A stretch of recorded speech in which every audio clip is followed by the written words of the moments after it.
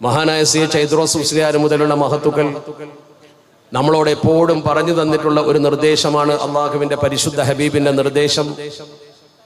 മൻ ഇൻദഹു ഇൽമുൻ ഫല്യതസദ്ദഖ് ബിഇൽമിഹി വമൻ ഇൻദഹു മാലുൻ ഫല്യതസദ്ദഖ് ബിമാലിഹി വമൻ ഇൻദഹു ഖുവ്വത്തുൻ ഫല്യതസദ്ദഖ് ബിഖുവ്വതിഹി.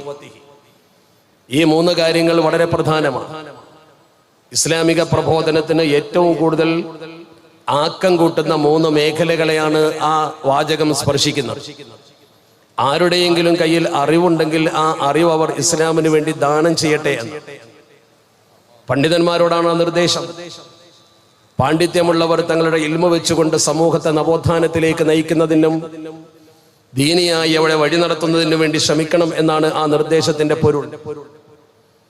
അതോടൊപ്പം തന്നെ നമുക്ക് എന്തു പ്രവർത്തനം എവിടെ നടത്തണമെങ്കിലും അതിന് ഏറ്റവും പ്രധാനമായ ആവശ്യം സാമ്പത്തിക സ്രോതസ്സാണ്. ആ സാമ്പത്തിക സ്രോതസ് നമ്മുടെ സമൂഹത്തിൽ ഉണ്ടാക്കി കൊടുക്കുന്നതും ദാനം ചെയ്യുന്നതും നമ്മുടെ സമുദായത്തിലെ ഉമറാക്കളാണ്. നേതൃപദവിയിൽ നിർവഹിക്കുന്ന ആളുകൾക്ക് ചിലർക്ക് പണം ഉണ്ടാക്കാൻ കഴിയും, ചിലർക്ക് സ്വയം കൊടുക്കാൻ കഴിയും. സംഘാടക വൈഭവമുള്ള ആളുകളൊക്കെ ഈ ഉമറാക്കൾ എന്ന ഗണത്തിൽപ്പെടുന്നു എന്നാണ് നമുക്ക് മനസ്സിലാക്കാൻ കഴിയുന്നതും നമ്മൾ പഠിച്ചു വെച്ചിട്ടുള്ളത്. അത്തരം ആളുകളുടെ സാന്നിധ്യമില്ലെങ്കിൽ ഒരിക്കലും ഒരു പണ്ഡിതന്റെ പ്രവർത്തനം ഒരു പ്രദേശത്തും വിജയിപ്പിച്ചെടുക്കാൻ കഴിയില്ല. പണ്ഡിതന്മാരും അതുപോലെ തന്നെ ഉമറാക്കളും ഒരുമിച്ച് നിന്നാൽ പോലും സാധാരണക്കാർ അവർക്കൊപ്പം നിൽക്കാത്ത പക്ഷം, സാധാരണക്കാരെ ഇതിന്റെ കൂടെ നിർത്തിക്കൊണ്ട് പ്രവർത്തിക്കാൻ കഴിയാത്ത പക്ഷം ഒരു കാരണവശാലും ആ പ്രവർത്തനം നല്ല രീതിയിൽ മുന്നോട്ട് കൊണ്ടുപോകാൻ കഴിയില്ല എന്നത് നമുക്കൊക്കെ അറിയാവുന്ന കാര്യമാണ്. അതുകൊണ്ട് തന്നെ ഈ മൂന്ന് കൂട്ടരെയും ചേർത്ത് പിടിച്ചുകൊണ്ട് മുന്നോട്ട് പോകണമെന്നാണ് അള്ളാഹുവിന്റെ പരിശുദ്ധ ഹബീബ് അഷ്റഫുൽ ഖൽഖ് മുഹമ്മദ് മുസ്തഫ സ്വല്ലല്ലാഹു അലൈഹി വസല്ലമ തങ്ങൾ പഠിപ്പിച്ചത്. അതിനെ മൂന്ന് ചേരിയാക്കി പല തട്ടിലാക്കാൻ ആര് ശ്രമിച്ചാലും ശരി, അത് പ്രബോധനത്തിന്റെ മാതൃകയല്ല. ഉലമാക്കൾ മാത്രം വിചാരിച്ചാൽ ഒറ്റക്കൊന്നും ചെയ്യാൻ കഴിയില്ല എന്ന് നമുക്കറിയാം. ഉമറാക്കൾ മാത്രം വിചാരിച്ചാൽ അവരുടെ ദിശാബോധം ശരിയായിക്കൊള്ളണമെന്നില്ല. രണ്ടുമില്ലെങ്കിൽ ഉത്തരേന്ത്യയിലെ സാധാരണക്കാരെ പോലെ അവർ ചിതറി, ധാർമ്മിക ബോധമില്ലാതെ, മതബോധമില്ലാതെ, സംഘബോധമില്ലാതെ എണ്ണത്തിലെമ്പാടുമുണ്ടായിട്ടും ആദർശപരമായ ഔന്നത്യമോ സംഘടനാപരമായ ധർമ്മമോ നിർവഹിക്കാൻ കഴിയാതെ ഒറ്റപ്പെട്ട് ചിതറിയൊരു സമൂഹമായി അവർ മാറുമെന്നത് നമ്മുടെ രാജ്യത്തിന്റെ പല സംസ്ഥാനങ്ങളിലെയും മുസ്ലിം ജനസംഖ്യ നമുക്ക് തെളിവ് നൽകുന്നുണ്ട്. അതേക്കുറിച്ച് ഇവിടെ മനോഹരമായി സൂചിപ്പിക്കുകയുണ്ടായി. ഞാൻ ആവർത്തിക്കേണ്ട കാര്യമില്ല. ദൈനംദിന പ്രവർത്തനത്തിലൂടെ നമുക്ക് കാണാൻ കഴിയുന്ന യാഥാർത്ഥ്യങ്ങളാണത്. അതുകൊണ്ട് തന്നെ ഇസ്ലാമിക പ്രവർത്തനത്തിന്റെ ഏറ്റവും ഓജസ്സുറ്റ പ്രവർത്തനങ്ങൾ നടക്കേണ്ടത് നമ്മുടെ പ്രിയപ്പെട്ട മഹല്ലുകളിലാണ്. സൈഡിലുള്ള ആളുകൾ അകത്തോട്ട് കയറിയിരിക്കണം എന്നാണ് നിർദ്ദേശിക്കുന്നത്. ഈ മഹല്ലുകളെ സംബന്ധിച്ചിടത്തോളം ആ മഹല്ലുകൾക്ക് കൃത്യമായ മാർഗരേഖ നൽകേണ്ടതുണ്ട്. എങ്ങനെ പ്രവർത്തിക്കണം, ഏത് രീതിയിലാകണം എന്നതിനെ കുറിച്ചൊരു ക്രോഡീകരണം നൽകേണ്ടതുണ്ട്. മഹല്ലുകളിൽ അനുഭവിക്കുന്ന ജീർണതകളും അതുപോലെ തന്നെ നിയമപരമായ പ്രശ്നങ്ങളും അനുബന്ധ കാര്യങ്ങളുമൊക്കെ സമയാസമയത്ത് അവരെ ബോധിപ്പിച്ചുകൊണ്ട് അവർക്ക് മഹല്ല് നല്ല രീതിയിൽ കൊണ്ടുവരക്കാൻ ആവശ്യമുള്ള എല്ലാ നിർദ്ദേശങ്ങളും ഉപദേശങ്ങളും നൽകേണ്ടതുണ്ട്. അതിന് പണ്ഡിതന്മാരുടെ മാത്രം കൂട്ടായ്മ പോരാ. കാരണം പ്രയോഗതലത്തിൽ ഇത് കൊണ്ടുവരുന്നത് ഉമറാക്കളാണ്. ആ ഉമറാക്കളുടെയും ഉലമാക്കളുടെയും കൂട്ടായ ഒരു സംഘമാണ് ശരിക്കും സുന്നി മഹല്ല് ഫെഡറേഷൻ. ധാർമ്മികമായി അധപ്പതിക്കുന്നതിൽ നിന്നും സമൂഹത്തെ കൈപിടിച്ചുയർത്തിക്കൊണ്ടുവന്ന് നേർവഴിയിലേക്ക് നയിക്കുക എന്നതാണ് ഇതിന്റെ പ്രധാനപ്പെട്ട ഉദ്ദേശം. അതിനുവേണ്ടിയാണ് 1976 തിരൂർ മേഖലയിൽ നമ്മുടെ മഹാന്മാരായ നേതാക്കൾ ഇത്തരമൊരു പ്രവർത്തനം ആരംഭിച്ചത്. നിങ്ങൾക്കറിയാം, ബഹുമാനപ്പെട്ട MM Basheer Musliyar, CH Hydros Musliyar, U Bapputty Haji തുടങ്ങിയവർ, പിന്നീട് ചമ്മുക്കൻ കുഞ്ഞാപ്പു ഹാജിയെ പോലുള്ള, ചാപ്പനങ്ങാടി ബാപ്പുസ്ലിയുടെ അനുമതിയോടുകൂടിയുള്ള കൂട്ടുമുൽ ഉസ്താദ് അടക്കമുള്ള പ്രഗത്ഭരായ ആളുകൾ, അവർ പ്രവർത്തിച്ച് ഉയർത്തിക്കൊണ്ടുവന്ന വലിയൊരു പ്രസ്ഥാനമാണിത് എന്ന് പലപ്പോഴും നമ്മൾ കേട്ടിട്ടുണ്ട്, പഠിച്ചിട്ടുണ്ട്. ചരിത്രം അങ്ങനെ പറയുന്നു. 1977 മലപ്പുറം ജില്ലാ കമ്മിറ്റി വരുന്നത്. 1987 സ്റ്റേറ്റ് കമ്മിറ്റി രൂപപ്പെടുന്നത്. സംസ്ഥാന കമ്മിറ്റി രൂപപ്പെട്ടപ്പോൾ അതിന്റെ പ്രധാന സ്ഥാനത്തിരുന്നത് മഹാനായ ശൈഖുനാ ശംസുൽ ഉലമയും അതുപോലെ തന്നെ സയ്യിദ് ഹൈദർ അലി ശിഹാബ് തങ്ങളുമാണ്. ഇവിടെ നമ്മൾ മനസ്സിലാക്കേണ്ട ഏറ്റവും പ്രധാനപ്പെട്ട ഒരു കാര്യമുണ്ട്. ആ സ്റ്റേറ്റ് കമ്മിറ്റി നിലവിൽ വരുന്ന കാലഘട്ടം 1987 എന്ന് പറയുന്നത് ഒരു പ്രതിസന്ധി കാലഘട്ടമായിരുന്നു. 1989 വരെ. 1976 ആരംഭിച്ച് 79-ൽ അതുപോലെ തന്നെ തുടർന്നുള്ള വർഷങ്ങളിൽ നമ്മുടെ കേരളക്കരയിൽ 70-കളിൽ നടന്നിരുന്ന സമസ്ത കേരള ജംഇയ്യത്തുൽ ഉലമയുമായി ബന്ധപ്പെട്ട ചില പ്രശ്നങ്ങളെ കുറിച്ച് നിങ്ങൾക്കൊക്കെ അറിയാം. വർഷങ്ങളേറെ കടന്നുപോയാലും അത് മറന്നു പോകരുത്, ആവർത്തിക്കേണ്ടതില്ല എന്നേ ഉള്ളൂ. അന്ന് സമത്വ വലിയൊരു പ്രതിസന്ധിയിലായിരുന്നു. ആ പ്രതിസന്ധികളിൽ സമത്വക്കൊപ്പം മഹല്ലുകളെ ഉറപ്പിച്ചു നിർത്തിയതും സമസ്ത കേരള ജംഇയ്യത്തുൽ ഉലമ ഏത് നിലപാടിലാണോ നടന്നു വന്നിരുന്നത് ആ നിലപാടിൽ തന്നെ സമസ്ത കേരള ജംഇയ്യത്തുൽ ഉലമയുടെ പ്രവർത്തനം മുന്നോട്ട് കൊണ്ടുപോകണമെന്ന് സമൂഹത്തെ തെര്യപ്പെടുത്തിയതും സുന്നി മഹല്ല് ഫെഡറേഷൻ എന്ന സംഘടനയുടെ ശക്തി കൊണ്ട് തന്നെയായിരുന്നു. അന്നേ സുന്നി മഹല്ല് ഫെഡറേഷനെ എതിർക്കുന്നവരുണ്ടായിരുന്നു. സുന്നി മഹല്ല് ഫെഡറേഷനെ രാഷ്ട്രീയവൽക്കരിച്ചു എന്ന് പറയുന്നവരുണ്ടായിരുന്നു. സമത്വയെ തന്നെ രാഷ്ട്രീയവൽക്കരിച്ചു എന്ന് പറയുന്നവരുണ്ടായിരുന്നു. ആ തരത്തിൽ സുന്നി മഹല്ല് ഫെഡറേഷനെ പ്രാന്തവൽക്കരിക്കുവാനും അതിന്റെ പ്രവർത്തനത്തെ സമൂഹത്തിൽ ഇകഴ്ത്തി കാണിക്കുവാനും അന്നത്തെ ഒരുപാട് ശ്രമങ്ങൾ നടന്നത് അന്നത്തെ പത്രങ്ങളും അതുപോലെ തന്നെ ഇന്നത്തെ പോലെ സോഷ്യൽ മീഡിയ വിപുലമല്ലാത്തത് കൊണ്ട് അന്നത്തെ പല രേഖകളും പരിശോധിച്ചാൽ നമുക്ക് ബോധ്യപ്പെടും. എന്തായിരുന്നു അതിന്റെ കാരണം? സമസ്ത കേരള ജംഇയ്യത്തുൽ ഉലമയെ അതിന്റെ പഴയ പാരമ്പര്യത്തിൽ നിന്ന് മാറ്റിത്തിരുത്താൻ വേണ്ടി ചില ശ്രമങ്ങൾ നടന്നപ്പോൾ അത് ശരിയല്ലെന്ന് സമൂഹത്തിന് ബോധ്യപ്പെടുത്തിയത് സുന്നി മഹല്ല് ഫെഡറേഷനാണ്. എന്നാൽ സുന്നി മഹല്ല് ഫെഡറേഷൻ അവിടെ മാത്രം നിന്നില്ല. ആ ഒരു സംഘടനാപരമായ അഭിപ്രായാന്തരത്തിൽ നേര് സമൂഹത്തിന് പഠിപ്പിച്ചു കൊടുക്കുക എന്നൊരു ദൗത്യം മാത്രമല്ല നിർവഹിച്ചത്, മറിച്ച് ഈ സമൂഹത്തിന് ആവശ്യമായ ഉലമ ഉമറ കൂട്ടായ്മയിലൂടെ സാധാരണക്കാരെ ചേർത്ത് പിടിച്ചുകൊണ്ട് മഹല്ലുകളെ ശരിക്ക് സംസ്കരിച്ച സമൂഹത്തിൽ ദീനീ പ്രവർത്തനം ചൈതന്യധന്യമായി നടത്തുവാൻ മഹല്ല് ഫെഡറേഷന്റെ പ്രവർത്തനം കൊണ്ട് സാധിച്ചു. അതുവഴി സമത്വ ശക്തിപ്പെട്ടു എന്നത് ഒരു യാഥാർത്ഥ്യമാണെന്ന് മനസ്സിലാക്കണം. 1989 അവസ്ഥ പരിശോധിക്കുന്ന ഏതൊരാൾക്കും സുന്നി മഹല്ല് ഫെഡറേഷൻ ആ രംഗത്ത് വഹിച്ച പ്രാധാന്യമേറിയ പ്രവർത്തനത്തെ ചരിത്രത്തിൽ നിന്ന് മാറ്റി നിർത്താൻ കഴിയില്ല. യാഥാർത്ഥ്യ ബോധമുള്ള മുഴുവൻ ആളുകളും ഇത് അംഗീകരിക്കുന്നതാണ്. അതിനുശേഷം സമസ്ത കേരള ജംഇയ്യത്തുൽ ഉലമ ചെയ്ത പ്രവർത്തനം നിങ്ങൾക്കറിയാം. വളരെ പ്രധാനമായി സമത്വയുടെ ആദർശത്തിൽ ഈ മഹല്ലുകളെ കൊണ്ടുവന്ന് ഉറപ്പിച്ചു നിർത്തുക എന്നതായിരുന്നു സുന്നി മഹല്ല് ഫെഡറേഷന്റെ ദൗത്യം. നമ്മുടെ ഉമറാക്കളിൽ പലരും അഹ്ലുസുന്നത്തി വൽ ജമാഅത്തിന്റെ ആശയത്തെക്കുറിച്ച് കൂടുതൽ ഗ്രാഹ്യമുള്ളവരായിക്കൊള്ളണമെന്നില്ല. എന്നാൽ അറിയുന്നവരുണ്ട്. അതേ സമയത്ത് പലരും മഹല്ല് ഭരിക്കുന്നു, അതേതെങ്കിലും തരത്തിൽ മുന്നോട്ട് പോകുന്നു. മഹല്ലിൽ നടക്കുന്ന പ്രവർത്തനങ്ങൾ ഇസ്ലാമികമായിരിക്കണമെന്ന കാഴ്ചപ്പാട് മാത്രമേ അവരുടെ മുമ്പിലുള്ളൂ. ദീനിയായിരിക്കണമെന്ന് പറയുമ്പോൾ തന്നെ നമുക്കൊരു ആദർശമുണ്ട്. ദീനിന്റെ പ്രവർത്തനങ്ങൾ പല തട്ടിലും പലതരത്തിലും സമൂഹത്തിൽ നടന്നു പോകുന്നുണ്ട്. അള്ളാഹുവിന്റെ പരിശുദ്ധ ഹബീബിന്റെ കാലത്ത് വരെ വ്യത്യസ്ത അഭിപ്രായങ്ങൾ, വിവിധ ചിന്താധാരകൾ, നേർപ്പാതയിൽ നിന്ന് വ്യതിചലിച്ച പലതരത്തിലുള്ള പ്രവർത്തനങ്ങൾ കാലഘട്ടങ്ങളിലൊക്കെ നടന്നിട്ടുണ്ട്. സ്വാഭാവികമായി നമ്മുടെ കാലത്ത് ധാരാളം ഉണ്ടാകുമെന്ന് അറിയാമല്ലോ. അതുകൊണ്ട് തന്നെ ഒരു മഹല്ലിൽ എങ്ങനെയായിരിക്കണം ആ മഹല്ലിന്റെ മുന്നോട്ട് പോക്ക് എന്ന് അഹ്ലുസുന്നത്തി വൽ ജമാഅത്തിന്റെ ആദർശാധിഷ്ഠിതമായ പ്രവർത്തനത്തായിരിക്കണമെന്ന് സമൂഹത്തെ ബോധ്യപ്പെടുത്തുവാൻ സുന്നി മഹല്ല് ഫെഡറേഷൻ ശക്തമായി ശ്രമിച്ചു.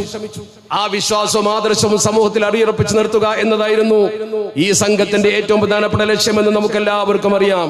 കാരണം അള്ളാഹുവിന്റെ പരിശുദ്ധ ഖുർആൻ, തിരുസുന്നത്ത് അതാണ് അടിസ്ഥാന രേഖ എന്ന് പറയുമ്പോഴും അതിൽ മാത്രം അവലംബിച്ചുകൊണ്ട് ഖുർആൻ മാത്രം മുറുകെ പിടിച്ച് അത് മാത്രം നോക്കിയാൽ മതി എന്ന് പറഞ്ഞുകൊണ്ട് സമൂഹത്തിൽ പ്രവർത്തിക്കുന്ന ആളുകൾ ഉണ്ടായിരുന്നു.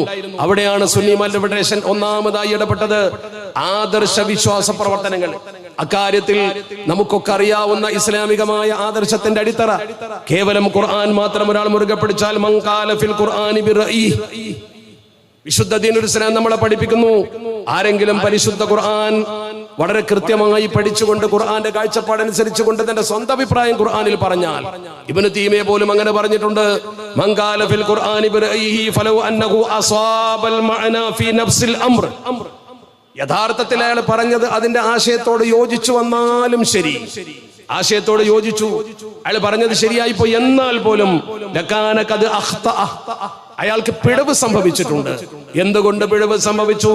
ലിഅന്നഹു ലം യഅതിൽ അംറ, അയാൾ അതിനെ സമീപിച്ചത് ലം യഅതിൽ അംറ മിൻ ബാബിഹി, അതിന്റെ നേർമാർഗത്തിലൂടെയല്ല, നേർപാതയിലൂടെയല്ല, നേർവഴിയിലൂടെയല്ല അയാൾ അതിനെ സമീപിച്ചത്. അതിനെ പ്രോത്സാഹിപ്പിച്ചാൽ അപകടകരമായ അവസ്ഥയിലേക്ക് അടുത്തു പോകും. അതുകൊണ്ട് തന്നെ വളരെ വ്യക്തമായി പറഞ്ഞു, കമൻ ഹക്കമ ബൈനൻ നാസി അലാ ജഹ്ലിൻ, വിവരമില്ലാത്ത ഒരാൾ ഒരു വിധി പറഞ്ഞതുപോലെ അയാൾ നരകത്തിലാണ്. അയാൾ പറഞ്ഞ വാചകം അല്ലെങ്കിൽ വിധി സത്യമായിരുന്നാൽ പോലും അത് തെറ്റാണ് എന്ന് പരിശുദ്ധ ദീൻ കൃത്യമായി പറയുന്നു. എന്താണ് അതുകൊണ്ട് അർത്ഥമാക്കുന്നത്? അതുകൊണ്ട് അർത്ഥമാക്കുന്നത് നമ്മുടെ അഭിപ്രായം പരിശുദ്ധ ഖുർആനിൽ പറഞ്ഞുകൂടാ. ഭാഷാ ജ്ഞാന പാണ്ഡിത്യമുണ്ടായി ഒരാൾ പരിശുദ്ധ ഖുർആനെ വ്യാഖ്യാനിക്കുന്ന അവസ്ഥ ആദർശത്തിന് ഭിന്നമാണ്. ഞാൻ പറഞ്ഞു വരുന്നത് നേർവഴിയുടെ നാൾ വഴിയാണ്. ആ നേർവഴി എന്താണെന്ന് പരിശുദ്ധ ദീൻ കൃത്യമായി പഠിപ്പിച്ചു. ആ മാർഗം മഖ്ദൂമിങ്ങൾ പഠിപ്പിച്ചു. ആ മാർഗം മഖ്ദൂമിങ്ങൾക്ക് ശേഷം സമസ്ത കേരള ജംഇയ്യത്തുൽ ഉലമ ഏറ്റെടുത്തു. ചരിത്രത്തിന്റെ നാൾ വഴികൾ പരത്തി പറയാൻ സമയമില്ല. ഒരു ലളിത സമയത്തെ പ്രസംഗമാണ് ഞാൻ നിർവഹിക്കുന്നത്. അതുകൊണ്ട് തന്നെ നമ്മൾ ഓരോരുത്തരും മനസ്സിലാക്കേണ്ട കാര്യം, അള്ളാഹുവിന്റെ പരിശുദ്ധ ദീൻ വളരെ കൃത്യമായി പറഞ്ഞ കാര്യം ഇതാണ്. നമ്മൾ എന്തെങ്കിലും പ്രശ്നമുണ്ടാകുമ്പോൾ അള്ളാഹു സുബ്ഹാനഹു വ തആലയോട് ദുആ ചെയ്യും. അത് ചിലപ്പോൾ മഹാന്മാരുടെ മഖ്ബറയിൽ വെച്ചും മഹത്തുക്കളുടെ സാന്നിധ്യത്തിലും മഹത്തുക്കളെ പ്രകീർത്തിച്ചുകൊണ്ടും മൗലിദ് ഓതിക്കൊണ്ടും ഒക്കെ ആയിരിക്കും. അത് നമ്മുടെ ആദർശത്തിന്റെ ഭാഗമാണ്. എത്രത്തോളം എന്ന് ചോദിച്ചാൽ, അള്ളാഹുവിന്റെ പരിശുദ്ധ ഹബീബിന്റെ പ്രിയപത്നിയായിരുന്ന ആയിഷ ബീവി റളിയല്ലാഹു തആല അൻഹയെ സമീപിച്ചുകൊണ്ട് ആളുകൾ മഴയ്ക്ക് വേണ്ടി ദുആ ചെയ്യാൻ പറഞ്ഞിട്ടുണ്ട്. അവർക്ക് ദുആ ചെയ്താൽ പോരെ? എന്തിനാണ് അവർ ആയിഷ ബീവി റളിയല്ലാഹു തആല അൻഹയെ സമീപിച്ചത്? പ്രവാചക പത്നിയാകുന്ന മഹദിയെ സമീപിച്ചത് എന്തിനാണ്? എന്നാൽ മഹദി അവരോട് നിങ്ങൾ ദുആ ചെയ്തോളൂ എന്ന് പറയുന്നതിന് പകരം എവിടെ ദുആ ചെയ്യണം, എങ്ങനെ ദുആ ചെയ്യണം എന്ന് പഠിപ്പിച്ചില്ലേ? ഉൻദുറൂ ഖബറൻ നബി സ്വല്ലല്ലാഹു അലൈഹി വസല്ലം ഫജ്അലൂ മിൻഹു ഖവ്വൻ ഇലസ്സമാ. നിങ്ങൾ അല്ലാഹുവിന്റെ പരിശുദ്ധ ഹബീബിന്റെ റൗള ശരീഫിലേക്ക് ചെല്ലുക, എന്നൊരു ദ്വാരമുണ്ടാക്കുക ആകാശത്തേക്ക്. ആകാശത്തേക്ക് ഒരു ദ്വാരമുണ്ടാക്കുക എന്ന് മഹദി പറഞ്ഞു കൊടുത്തു. ആകാശത്തിനും ആ മഖ്ബറക്കകത്തും അതിനിടക്ക് ഒരു തടസ്സമില്ലാത്ത വിധം നിങ്ങൾ അത് ഉണ്ടാക്കിക്കൊണ്ട് ദുആ ചെയ്യണമെന്ന് മഹദി പഠിപ്പിച്ചു കൊടുത്തു. എന്തിനവിടെ പോകാൻ പറഞ്ഞു? എന്തിനാ തരത്തിൽ ഒരു രീതി പഠിപ്പിച്ചു കൊടുത്തു? മഴ പെയ്യുകയും ചെയ്തു അവർ ദുആ ചെയ്തിട്ട്. ഇത് ആദർശത്തിന്റെ ഭാഗമാണ്. ഇത് അഹ്ലുസ് സുന്നത്തി വ ജമാഅത്തിന്റെ പന്ഥാവാണ്. ഈ പന്ഥാവാണ് സമസ്ത കേരള ജംഇയ്യത്തുൽ ഉലമ പഠിപ്പിച്ചത്. ഈ പന്ഥാവാണ് മഹല്ലുകളിൽ സമസ്ത കേരള ജംഇയ്യത്തുൽ ഉലമയുടെ ഏറ്റവും അടിത്തറയുള്ള മഹല്ല് ഫെഡറേഷൻ പഠിപ്പിച്ചു കൊടുത്തതും അവിടെയുള്ള പണ്ഡിതന്മാർക്ക് അത് പഠിപ്പിച്ചു കൊടുക്കുവാനുള്ള സ്ഥൈര്യവും അതുപോലെ തന്നെ സംവിധാനവും ഉണ്ടാക്കി കൊടുത്തതും സമസ്ത കേരള ജംഇയ്യത്തുൽ ഉലമയുടെ ഏറ്റവും വലിയ പോഷക ഘടകമായ സുന്നി മഹല്ല് ഫെഡറേഷനാണ്. ഈ സദസ്സ് തന്നെ ഒന്ന് നോക്കൂ നിങ്ങൾ. ഈ സദസ്സിൽ ഇരിക്കുന്ന ആളുകളെ ഓരോരുത്തരെയും വിലയിരുത്തി നോക്കൂ. ഒരു സാധാരണ സദസ്സല്ലല്ലോ. നമ്മുടെ സാധാരണ സമ്മേളനങ്ങളിൽ കൂടുന്ന സദസ്സ് പോലെയല്ലല്ലോ. ഉത്തരവാദപ്പെട്ട മഹലിന്റെ കാര്യബോധമുള്ള ആ മഹലിൽ എന്തെങ്കിലും ചെയ്യാൻ പറ്റുന്ന ഉമറാക്കളും അവരെ നയിക്കുന്ന ഉലമാക്കളുമാണ്. അവർക്ക് നേതൃത്വം കൊടുക്കാൻ അവകാശമുള്ളത് കൊണ്ട് തന്നെ അവരെ മഹല്ലത്തിലെ പ്രമുഖരായ ഉമറാക്കളെയും കൂട്ടിയവർ വന്നിരിക്കുന്നു. ഉമറാക്കളും ഉലമാക്കളും ഇരിക്കുന്ന ഈ സദസ്സ് വളരെ വർണ്ണാഭമാണെന്ന് മാത്രമല്ല ശ്രദ്ധേയമാണ്. കേവലം ഒരു കൺവെൻഷനിലെ ആളുകളല്ല, വിദ്യാർത്ഥികളല്ല, സാധാരണ സംഘടനാ പ്രവർത്തകരല്ല. ആ മഹലിൽ എന്ത് നടക്കണമെന്ന് തീരുമാനിക്കുന്ന, മറ്റൊരു ഭാഷയിൽ പറഞ്ഞാൽ അഹ്ലുൽ ഹല്ലി വൽ അഖ്ദാൻ. ഹല്ല് അഖ്ദ് എന്നൊക്കെ പറഞ്ഞാൽ, ഹല്ല് എന്ന് പറഞ്ഞാൽ അഴിക്കുക എന്നാണ്, അഖ്ദ് എന്ന് പറഞ്ഞാൽ ബന്ധിക്കുക എന്നാണ്. അഴിക്കുക, ബന്ധിക്കുക എന്നതുകൊണ്ട് ഉദ്ദേശം ഇവിടെ എന്ത് നടക്കണം, നടക്കേണ്ടതില്ല എന്ന് തീരുമാനിക്കാൻ യോഗ്യതയുള്ള ആളുകളാണ് ഈ വന്നുകൂടിയിരിക്കുന്നത്. അവരാണ് മഹലിൽ എന്ത് നടക്കണമെന്ന് തീരുമാനിക്കുന്നത്. അവരെ സമത്വക്കൊപ്പം നിർത്തുക എന്നത് അതിപ്രധാനമാണ്. അവരെ നേർപാതയിൽ തന്നെ മുന്നോട്ട് നയിക്കുക എന്നത് വളരെ പ്രധാനമാണ്. ആ ദൗത്യമാണ് സുന്നി മഹല്ല് ഫെഡറേഷൻ ഏറ്റെടുത്തത്. അതുകൊണ്ടായിരുന്നു നിസ്വാർത്ഥനായ, യാതൊരു തരത്തിലും ലൗകിക താല്പര്യമില്ലാത്ത മഹാനായ CH ഹൈദുറോസ് മുസ്ലിയാരെ പോലൊരു മഹാൻ, അതുപോലെ തന്നെ നല്ല ദിശനാശാലിയായ, കമ്പ്യൂട്ടർ വൽക്കരണം വരുന്നതിന് മുമ്പ് സ്വയം ഒരു കമ്പ്യൂട്ടറായി പ്രവർത്തിച്ച ബഹുമാനപ്പെട്ട MM ബഷീർ മുസ്ലിയാർ, നിസ്വാർത്ഥ സേവകനായി നമ്മുടെ മുമ്പിൽ അന്ത്യവിശ്രമം കൊള്ളുന്ന ബഹുമാനപ്പെട്ട ബാപ്പുട്ടി ഹാജി സാഹിബ്, സ്വാർത്ഥ താല്പര്യമില്ലാതെ സൂക്ഷ്മതയിൽ ഒരു സൂഫിയെ പോലെ ജീവിച്ച വലിയൊരു മനുഷ്യൻ, മഹാനായ ചെറുശ്ശേരി ഉസ്താദ്, രണ്ടുപേരും അന്ത്യവിശ്രമം കൊള്ളുന്നു. അള്ളാഹു അവർക്ക് മഗ്ഫിറത്തും മർഹമത്തും പ്രദാനം ചെയ്യട്ടെ. അവരെ സിയാറത്ത് ചെയ്തുകൊണ്ടാണ് നമ്മൾ ആരംഭിച്ചത്. അതാണ് പാരമ്പര്യം. ആ പാരമ്പര്യമാണ് നേർവഴി. ആ നേർവഴിയുടെ നാൾ വഴി ഇവിടെ നിലനിർത്തുക എന്ന ദൗത്യമാണ് നിർവഹിക്കുന്നത്. ആ ദൗത്യം നിർവഹിക്കുമ്പോൾ പൂർവിക ചരിത്രവും പൂർവിക പ്രവർത്തനങ്ങളും അതിനനുകൂലമായിട്ടാണ് നമ്മുടെ മുമ്പിൽ നിൽക്കുന്നത്. അതുകൊണ്ട് തന്നെ ഞാൻ ആ ഭാഗം ദീർഘിപ്പിക്കുന്നില്ല. അതുപോലെ തന്നെ മറ്റൊന്ന് വിദ്യാഭ്യാസ പ്രവർത്തനമാണ് സുന്നി മഹല്ല് ഫെഡറേഷൻ ഏറ്റെടുത്തത്. നമ്മുടെ മഹല്ലത്തിലെ ജനങ്ങൾക്ക് മതവിദ്യാഭ്യാസം ഭംഗിയായി നിർവഹിക്കാൻ സൗകര്യം ഒരുക്കി കൊടുക്കുക. നമ്മുടെ പള്ളികളും മദ്രസകളും നടന്നു പോകണ്ടേ? ദർശകൾ ശാക്തീകരിക്കൽ ഇതിന്റെ ഭാഗമാണ്. മദ്രസകൾ ഉയർത്തിക്കൊണ്ടുവരൽ ഇതിന്റെ ഭാഗമാണ്. കാരണം ഒരു മഹല്ലിൽ അതൊക്കെ ചെയ്യേണ്ടത് ആരാണ്? ഇവിടുത്തെ ഉമറാക്കളാണ്. അതിന് നിർദ്ദേശം കൊടുക്കേണ്ടത് ആരാണ്? ഉലമാക്കളാണ്. സമസ്തക്ക് പറയാനേ കഴിയൂ. അത് പ്രവർത്തിക്കേണ്ടത് താഴെ തട്ടിലുള്ളവരാണ്. ആ താഴെ തട്ടിലുള്ളവരുടെ ആധികാരിക സംഘടനയാണ് സുന്നി മഹല്ല് ഫെഡറേഷൻ. ബാക്കി എന്തവിടെ ഉണ്ടാക്കണമെങ്കിലും അവരുടെ അനുമതി കൂടിയേ നടക്കൂ. അല്ലെങ്കിൽ അങ്ങാടിയിൽ ഉണ്ടാക്കാം. മഹലിന് ബന്ധമുണ്ടാവില്ല. മഹലിന് ബന്ധമില്ലാത്ത, മഹലുമായി ചേർന്ന് നിൽക്കാത്ത എന്ത് സംഘടനാ പ്രവർത്തനം കൊണ്ടാണ് നമുക്ക് കാര്യമുള്ളത്? 1979 പ്രതിസന്ധിയിൽ മഹലൊക്കെ കൂടെ നിന്നപ്പോഴല്ലേ സമസ്ത കേരള ജംഇയ്യത്തുൽ ഉലമാ എന്ന വലിയ പ്രസ്ഥാനത്തെ ഈ രീതിയിൽ രക്ഷിച്ചെടുത്തുകൊണ്ട് അതിന്റെ നേർവഴിയിലേക്ക് കൊണ്ടുപോകാൻ നമുക്ക് കഴിഞ്ഞത്. ഞാനത് ആവർത്തിക്കാൻ ആഗ്രഹിക്കുന്നില്ല, പഴയകാല കഥകളൊന്നും പറയാൻ ആഗ്രഹിക്കുന്നില്ല. മദീനയിൽ എന്തിനു പോകണം? പോയാൽ തന്നെ അവിടെ ഖബറുള്ളത് കൊണ്ട് നിസ്കരിക്കാൻ പറ്റുമോ എന്ന് പോലും പുത്തനാശയക്കാരുടെ നേതാക്കന്മാർ കൊടുത്തുവിട്ട ഫത്വകളെ ആസ്പദമാക്കിയിട്ട് ഹബീബിന്റെ പള്ളിയിൽ നിസ്കരിക്കാൻ പോലും മനസ്സുകൊണ്ട് ഇഷ്ടപ്പെടാത്ത വിധം മനസ്സിൽ കിടക്കുന്ന ഈമാനിനെ ഇല്ലായ്മ ചെയ്യുന്ന ആശയങ്ങൾ ബിദ്അത്തിലൂടെ കടന്നു വരുന്നുണ്ട് എന്ന് നിങ്ങൾ മനസ്സിലാക്കണം. മസ്ജിദി, ഇത് എന്റെ മസ്ജിദാണ്. തങ്ങൾ ഉണ്ടാക്കിയ പള്ളി ഖുബയാണ് ആദ്യം. പക്ഷെ ഹബീബ് എന്റേത് എന്ന് ഹബീബിലേക്ക് ചേർത്തി പറഞ്ഞതുകൊണ്ടാണ് മസ്ജിദുൻ നബവിക്ക് ആ വലിയ മഹത്വം ഉണ്ടാവാൻ കാരണം. ആ പള്ളിക്ക് 1000 നിസ്കാരത്തിന്റെ കൂലിയുണ്ട് എന്ന് പറഞ്ഞിട്ട് അവിടെ കിടക്കുന്ന പുണ്യ റസൂലിനോട് ഒരു സലാം പോലും പറയാതെ നമ്മുടെ നാടുകളിൽ നിന്ന് പുത്തനാശയക്കാരുടെ കൂടെ നടന്ന് ഈമാൻ നഷ്ടപ്പെട്ടു പോകുന്ന വിധം ചില ചിന്തകൾ കയറിക്കൂടിയിട്ട് റസൂലുള്ളാഹിനോട് സലാം പറയാൻ പോലും സമയം കണ്ടെത്താതെ കൂലി കിടക്കുന്നത് മക്കയിലല്ലേ, അവിടെ മക്കയിൽ നിന്ന് നിസ്കരിച്ചിട്ട് പോകാം. മദീനയിൽ എന്തിനു പോകണം? പോയാൽ തന്നെ ആ പള്ളിയിൽ നിസ്കരിക്കുന്നു, അവിടെ ഖബറുള്ളത് കൊണ്ട് നിസ്കരിക്കാൻ പറ്റുമോ എന്ന് പോലും പുത്തനാശയക്കാരുടെ നേതാക്കന്മാർ കൊടുത്തുവിട്ട ഫത്വകളെ ആസ്പദമാക്കിയിട്ട് ഹബീബിന്റെ പള്ളിയിൽ നിസ്കരിക്കാൻ പോലും മനസ്സുകൊണ്ട് ഇഷ്ടപ്പെടാത്ത വിധം മനസ്സിൽ കിടക്കുന്ന ഈമാനിനെ ഇല്ലായ്മ ചെയ്യുന്ന ആശയങ്ങൾ ബിദ്അത്തിലൂടെ കടന്നു വരുന്നുണ്ട് എന്ന് നിങ്ങൾ മനസ്സിലാക്കണം. ഹബീബിനോട് സലാം പറയാൻ പോകുമ്പോ പേടി. ഞാൻ ചോദിക്കട്ടെ, ഈ പള്ളിയിൽ 1000 നിസ്കാരത്തിന്റെ കൂലി ഉണ്ടാവാൻ കാരണമെന്തേ?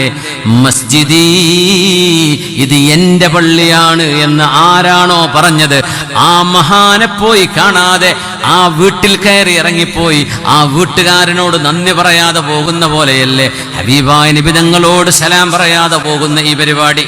1,00,000 കൂലി മക്കയിലുണ്ട് എന്ന് പറഞ്ഞ് മദീനയിൽ പോവാതെ നാടുവിടുന്നവരെ, ഹജ്ജിന് പോയിട്ട് മദീന പോകാത്തവർ ചിന്തിക്കണം, നിങ്ങൾക്കാരാണ് മസ്ജിദുൽ ഹറാമിന് 1,00,000 കൂലിയുണ്ട് എന്ന് പഠിപ്പിച്ചത്? ആരാ നിങ്ങൾക്ക് ഹജ്ജ് പഠിപ്പിച്ചത്? ആരാ നിങ്ങൾക്ക് തവാഫ് പഠിപ്പിച്ചത്? ആരാ നിങ്ങൾക്ക് സഅയ് പഠിപ്പിച്ചു തന്നത്? ഇത് ഹബീബല്ലേ. ആ ഹബീബിനെ അരികത്ത് ചെന്നൊന്ന് സലാം പറയാൻ മനസ്സ് വരുന്നില്ലെങ്കിൽ നിങ്ങൾ കൊണ്ടു നടക്കുന്ന ആശയങ്ങളിൽ ഗുരുതരമായ പ്രശ്നങ്ങളുണ്ട് എന്ന് ചിന്തിക്കാൻ നിങ്ങൾ മടിക്കണ്ട. ഗുരുതരമായ പ്രശ്നങ്ങളുണ്ട് അവിടെ. നന്ദികേടിന്റെ വഴിയാണത്. ഹബീബായ നബി തങ്ങളോട് സലാം പറയാൻ മടി തോന്നുകയാണോ? ഹബീബിന്റെ പേരിൽ സ്വലാത്തിന്റെ മജ്ലിസുകൾ, ഹബീബിന്റെ പേരിൽ സ്വലാത്തുകൾ വർദ്ധിപ്പിക്കുന്നത്, ഹബീബ് ചെയ്ത പോലെ ഖബറുകളെ സിയാറത്ത് ചെയ്യുന്നത്, ഈ വിഷയങ്ങളൊക്കെ ഇല്ലാത്ത പലതും പറഞ്ഞ് പേടിപ്പിച്ചിട്ട് മുഅ്മിനീങ്ങൾ ചെയ്യുന്ന ഇബാദത്തുകൾ പോലും നിർത്തലാക്കുന്ന വിധം നമ്മുടെ ഹൃദയങ്ങളിലേക്ക് ബിദ്അത്തിന്റെ ചിന്തകൾ കടന്നു വരുന്നുണ്ടെങ്കിൽ ആ ഇടങ്ങളെ കരുതലോടെ ശ്രദ്ധിക്കണം. ഇത്തരം വാർത്തകളും വിശേഷങ്ങളും അറിയാൻ ഞങ്ങളുടെ ചാനൽ ഉടൻ തന്നെ സബ്സ്ക്രൈബ് ചെയ്യുക, ലൈക്ക് ചെയ്യുക, ഷെയർ ചെയ്യുക. ജനങ്ങളിലേക്ക് എത്തിക്കണമെന്ന് നിങ്ങൾ ആഗ്രഹിക്കുന്ന വാർത്തകളും വിശേഷങ്ങളും പ്രമുഖരുടെ പ്രഭാഷണങ്ങളും ഞങ്ങളുടെ വാട്സപ്പ് നമ്പറിലേക്ക് അയച്ചു തരിക. നന്മ വളരട്ടെ, തിന്മക്കെതിരെ നമുക്ക് ഒരുമിച്ച് നിൽക്കാം.